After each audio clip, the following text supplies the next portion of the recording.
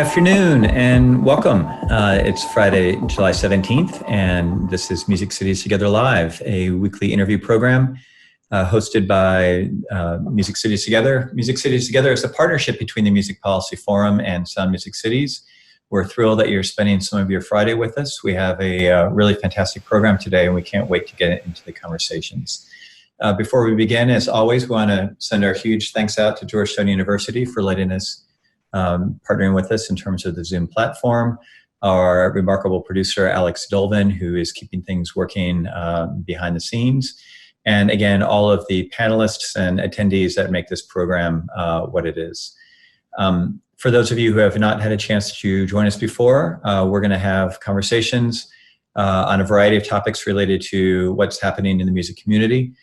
Today's going to be particularly interesting because the first half of our program, we're going to be talking with one of the pilot cities that's part of our Reopen Every Venue Safely, or REVS project, and talk about some really fascinating research that they've been able to do, looking at audiences and their feelings and attitudes towards when they are ready to come back to participate in live music.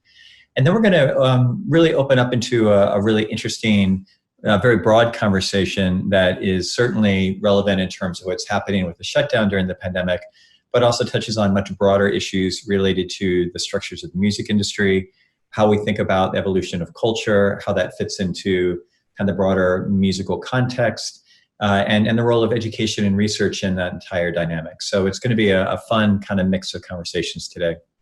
Before we jump into our first guests, as always, if you have questions, comments, suggestions, ideas, constructive feedback, you can always hit us up at musicpolicyforum@gmail.com. Again, musicpolicyforum@gmail.com. We will take questions throughout the hour using the very handy Q&A window at the bottom of your Zoom screen. So if you have specific questions you'd like us to try to get to, just pop them in there. And with that, I think we're ready to rock. So one of the difficulties of everything, but one of the difficulties of this moment as it relates to the reopening of live music is obviously not only that, again, here in mid-July, we're in a very uncertain trajectory in terms of what is happening with the virus and with the future and what the science is going to tell us. The other thing that's very hard for everybody to sort of factor in is something we've talked about every week on this program for the last month. We're going to see one more wave of stimulus funding coming out of Congress, and that is likely to be decided probably late in the night of August 8th.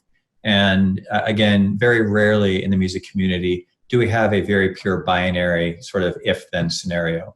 And unfortunately, the shutdown compounds the sort of economic vulnerability of the entire sector. And so we know with some clarity that if there is significant funding coming out of that $1 trillion legislation that can go to support venues, support the arts, support our art ecosystem and infrastructure, that's going to create one set of possibilities as we think about an extended shutdown and transitioning to getting back to work as soon as we can, as safely as we can. If there's no money in that package, or that package for some reason doesn't actually happen, it's going to be an entirely different set of circumstances. And so for today's conversation, we're not going to dwell on that. We are going to maintain our cautious optimism that our policymakers are going to do the right thing in terms of applying resources and some of that $1 trillion towards the music scene and towards music ecosystem. As always, we hold up the extraordinary advocacy efforts of our friends at the National Independent Venue Association and others that are helping make the case for why that funding is so necessary. But again, right now, we don't know, and we're not going to know for a couple of weeks. And again, once we get into mid-August, we're going to have a much clearer sense both of the science in terms of the trajectory of the virus and the financial situation. So that's all I just want to say at the beginning, because that is all sort of underline everything that we're talking about this hour, and it's very hard to be dealing with hypotheticals in an environment so fluid as this is. But that said, today is today, and it's July 17th, and we've got a great conversation. So I'm going to bring in Rick Thurmond to start things off, Greg McCraw, and Kristine Canales from City of Charlotte. Welcome, team. Thank you for joining us today.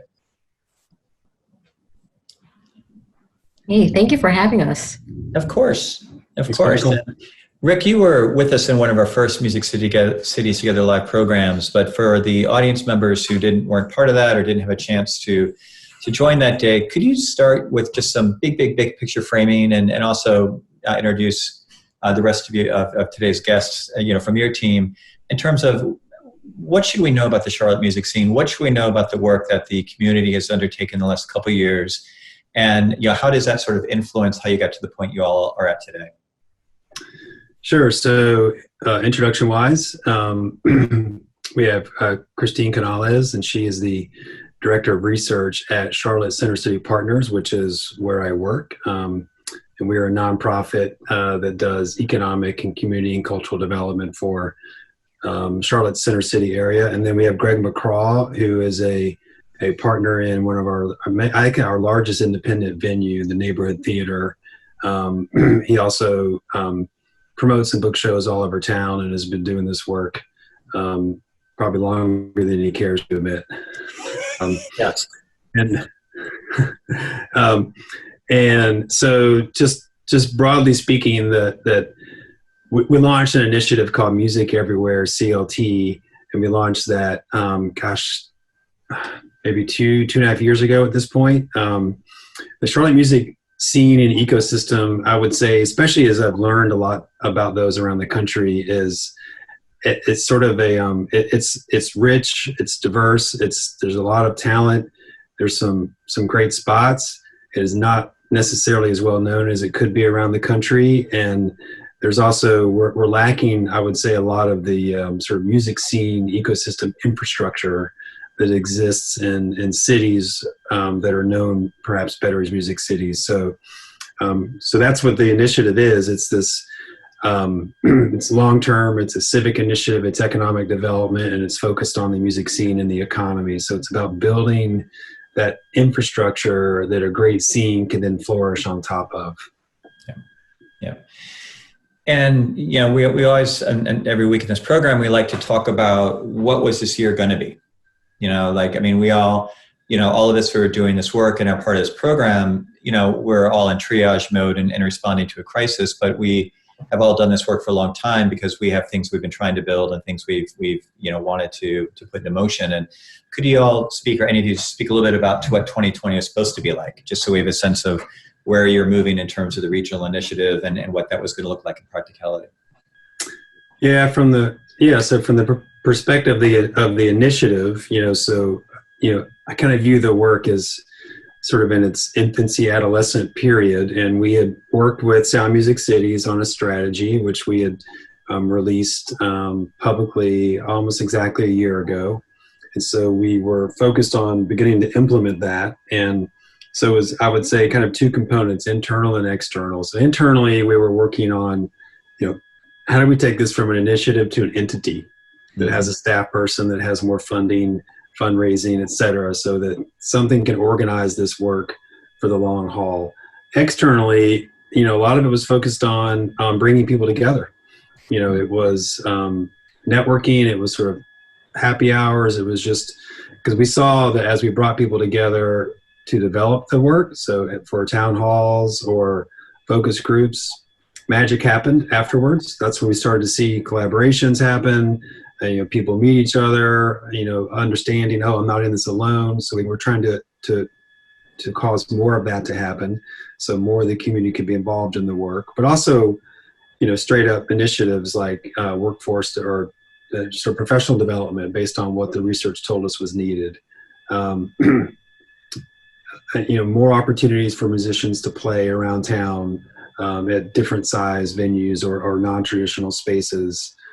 Connecting the music economy with the corporate economy, some of that kind of stuff.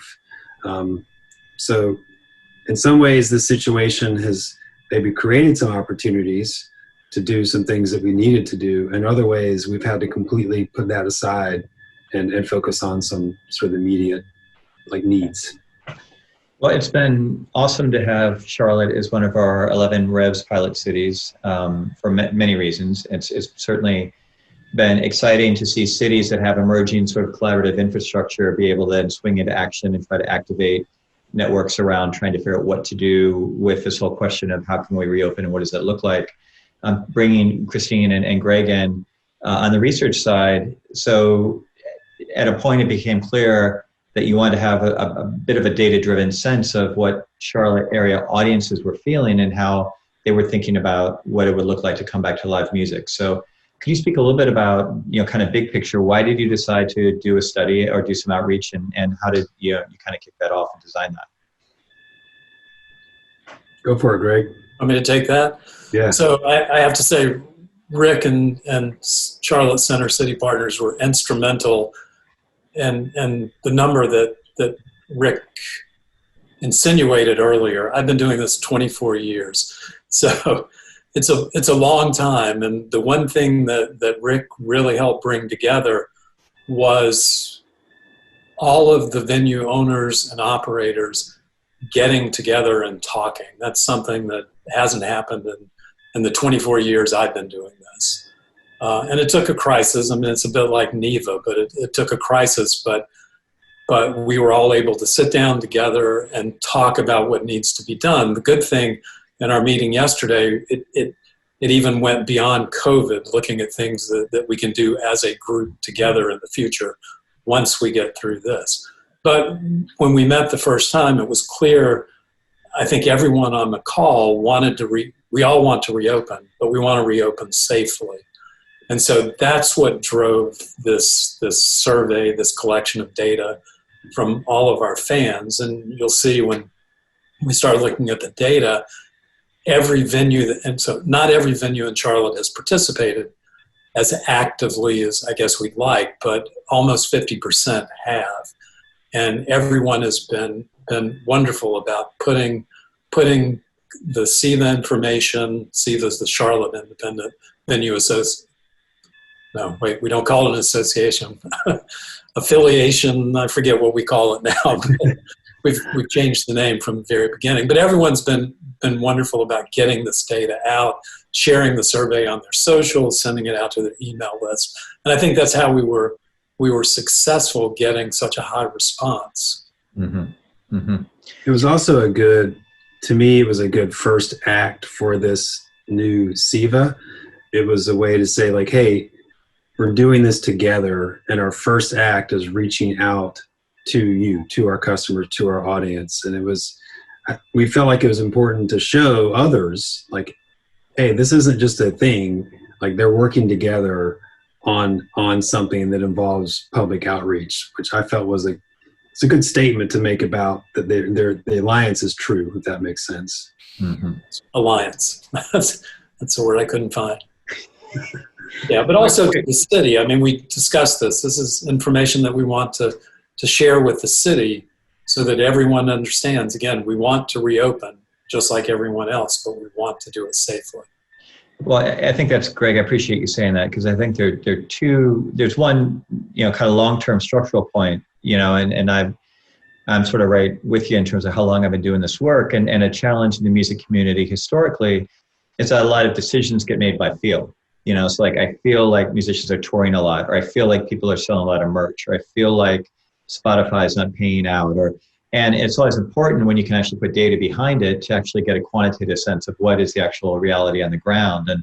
And when you're able to get 2,800 audience members in one, music market the size of Charlotte, that's at scale. I mean, that is a very healthy sample size to start to get some real sense, tangible sense of what that looks like. And that extends then to, in the Revs context, in the reopening context, again, we can anticipate what we think most audience members might feel like.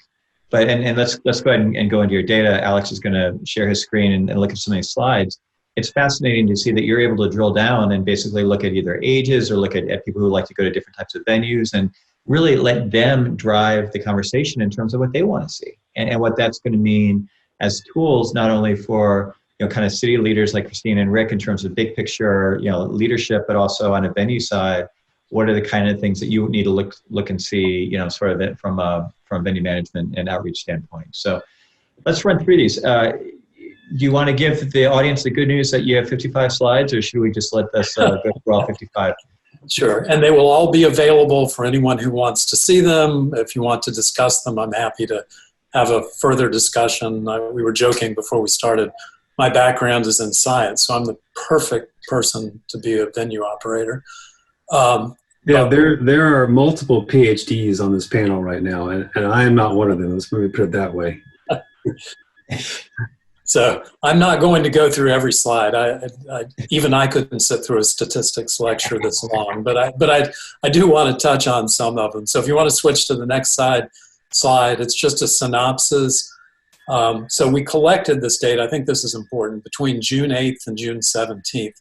So that was really before any place in the country started to reopen, and we started to see the issues with reopening that we're seeing in certain states, certain cities. So we're aware of that. We've discussed, we don't want to over-survey, but we've discussed doing another survey at some point when at least North Carolina and Charlotte, when the situation's a bit clearer.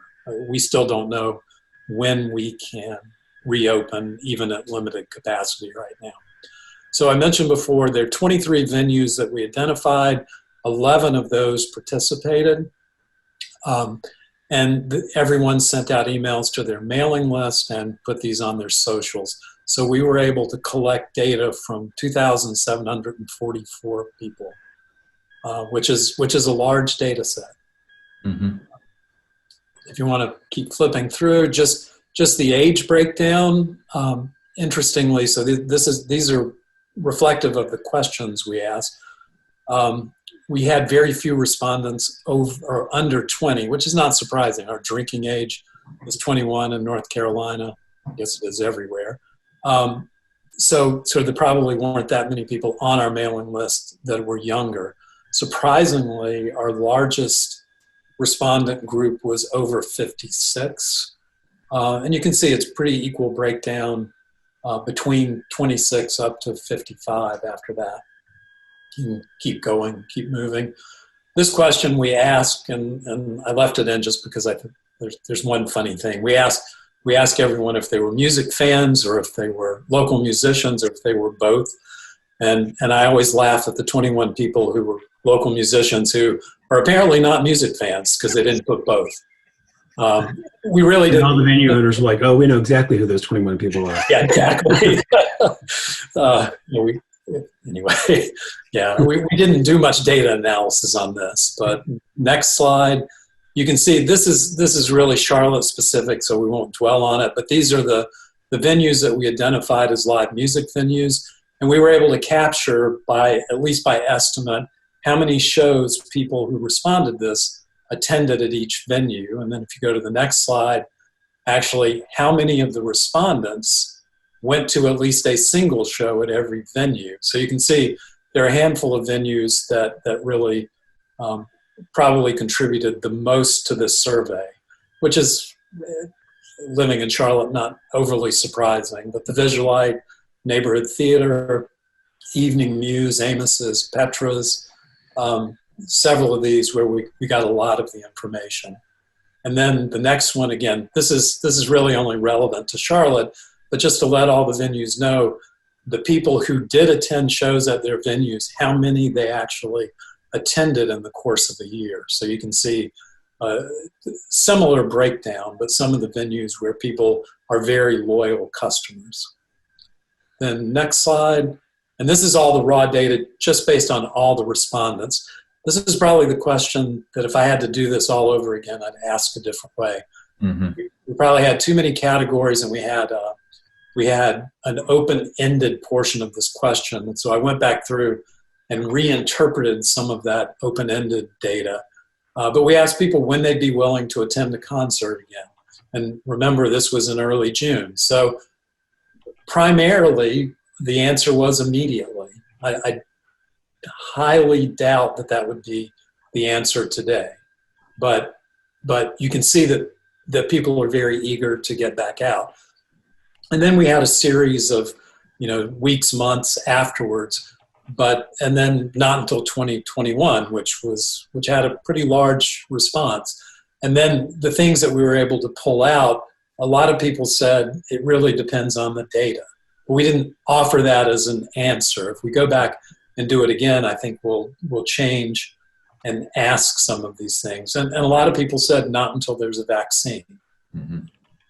So again, you just get an idea that people are really eager to come back out. You can move on. Then we ask a series of questions about how we should handle reopening, what people expect to see. how do you feel about temperature scanning of patrons? And there were 4 choices. So primarily people answered that either it should be required or they would really like to see it.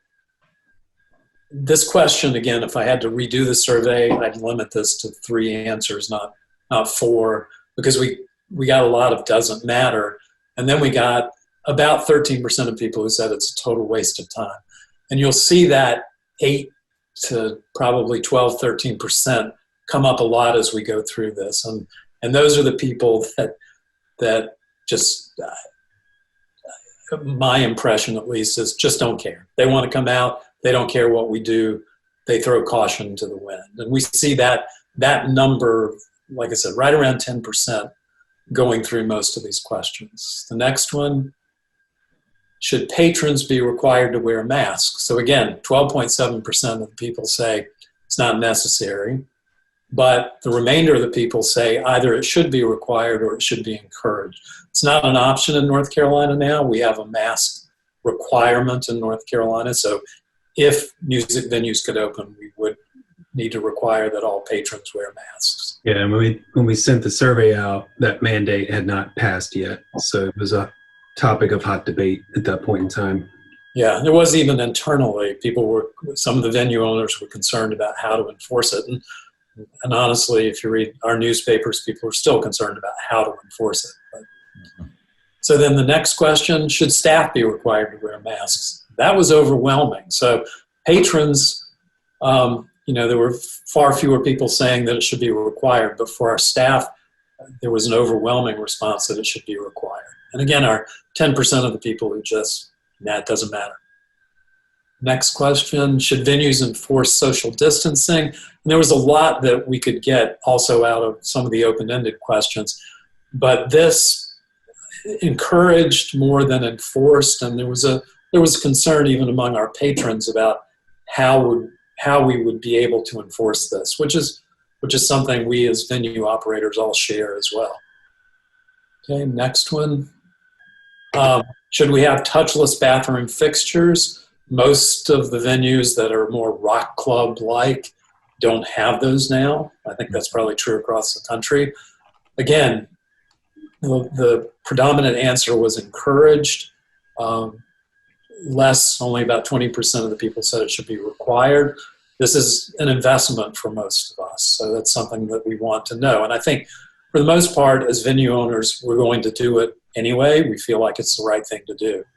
And again, our 13, 14% of the people who say it doesn't matter. Next one, should touchless payments? Yeah, touchless payment options, that's even more skewed towards encouraged or we don't care. I think a lot of people are used to going out different places and not every payment option that they use right now is touchless. Next one, and this was probably one of the most interesting questions to me and I think to us as a group, and that is, would you share your contact information when you check in a venue for track and trace purposes?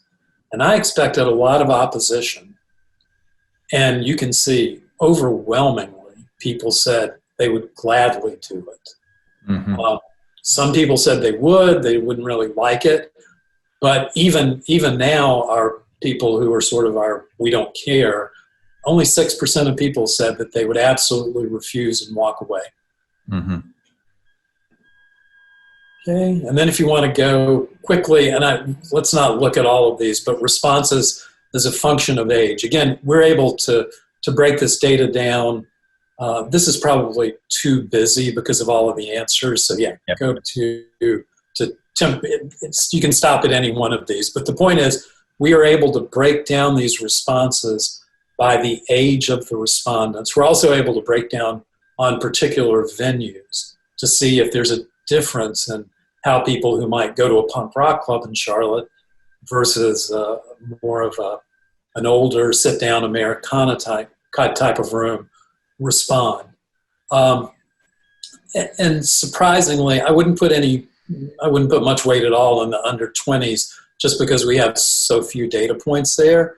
But what's interesting is in a lot of these responses, when we get to the people who are 41 to 45, 45 to 50, even 51 to 55, they seem to be less concerned. And I can't, we have a big data set, and I don't know that I'm enough of a statistician to talk about statistical significance, but you can see a change to being a little more cavalier once you hit about your late 40s than with some of the younger people, which again was surprising to me. Mm-hmm. So in these graphs, average is always out to the far right. Hey, Greg, I'm not sure how we are on time, but I want to make sure that Kristine can offer some of that text analysis insight. Yeah, and I've only got, I think, one more that I want to talk about. And if you go down a little bit, so go to the next slide that looks like this. One of the other things that I've gone back and done, keep going, stop here, no, go back one. So I looked at correlation of these answers. So if a person answers this question in one way, do they answer the other questions in a similar way? So if there's perfect correlation, someone who answers A in one case answers A in another. And if there's no correlation, meaning there's, someone who answers A could answer all of the other answers a different way, that number's 0. So you can see this is a correlation between temperature scanning of patrons and all of the other questions that we asked. So you can see these are not insignificant. We have other questions like the mass questions where there's much higher correlation. And then you can go through one more slide and then I'm done. If you go to the next slide, so you can actually see, so in this case, it's the correlation between temperature scanning and masks for staff. And you can see on the x-axis, if people answered the temperature scanning, it should be required. How many of them answered the same way for masks for staff? So you can start to get even higher level data, I guess, about these people and how they're responding and whether they correlate. If they're really conservative in one case, are they always conservative? So point is, there's an awful lot of data in our survey. A lot of it's unnecessary here, but I'm willing to share it with anyone who wants to take a look. Yeah, Greg, that's awesome. And again, Alex put a link into the chat for those of you who want to download it and do a deeper dive. And we can certainly be available for some follow-up. I know, Kristine, you did some text analysis, right? Did you go and look at some of the open-ended responses and try to bring some findings from that? What would you like to share about that? That's so interesting. Okay. Yeah, so I did the text analysis for the open-ended question that they had for the CIVA survey. Can I share my screen? Let me try that. Okay, yeah, I can do it. Okay. Do you see this all right? Yep. Okay, cool, very cool. So let me do this here. Okay, so I worked on the open-ended question responses for the CIVA survey, and the method that I used for that is called topic modeling. Let me do this, topic modeling. And with topic modeling, each person's response, so it could be a paragraph, it could be a sentence, it could be a word, so that is considered a unit. And for each unit, and here in this particular data set, we have 1,278 text responses. So that's 1,278 units that I used for modeling the types of conversations that people have in this data set. So here, as a description of the method that I use. So topic modeling is part of machine learning exercises, and the way to do it is you basically, as the analyst, you get to choose arbitrarily the number of topics that you want that you want your model to analyze for you using the units that you have. So here I just arbitrarily chose 10, and then from there I usually work from 10 and see if there's a lot of overlap, then I decrease it to 5, and if there's not enough information from 10, I go from 10 to 15 to 20 and so on. But for this particular data set, I started with 10 and it seemed appropriate. Okay, if you have questions at any point, feel free to raise them and we'll get through that. And Kristine, we're going to have to bang through this pretty quickly. Okay, yeah. Okay. Yeah.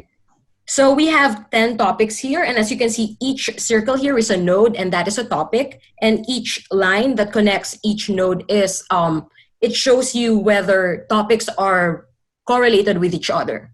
So if people are talking about topic 1, are they more likely to talk about topic 2 as well? So that is the point of having these connections. Okay, so just as a summary, the 10 topics that I found from the data set is that, first, there's definitely excitement to see live music again, and people in that topic, in that particular topic, they really didn't care about whether there are precautionary measures or not. So it's just, let's just see music again. For the second topic, it's call for precautionary measures to avoid COVID spread. The third is hope that venues will reopen soon. Fourth topic is distinction between indoor and outdoor venues. So people are more lax in terms of precautionary measures when it's outdoor versus indoor. Fifth is opinions on social distancing and wearing masks specifically. Number 6 is reopen only if there were clear guidelines for the venues. 7th is appreciation and gratitude for showing care through the survey. 8th is expression of support for independent venues in Charlotte.